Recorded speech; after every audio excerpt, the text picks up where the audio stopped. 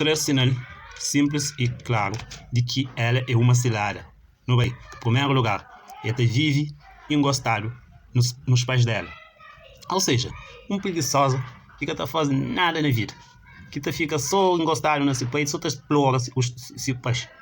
Segundo, ele é extremamente ciumento, cubo e controlador.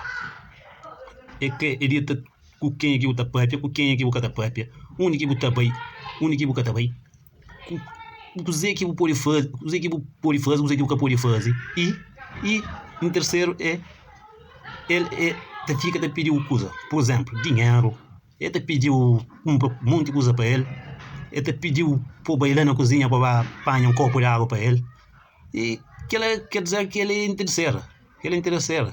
Que sabe que só essa explorou, mano. Então, se tem que trazer lá, ele é um diabo praticamente, mano. Fuge daquele porra lá.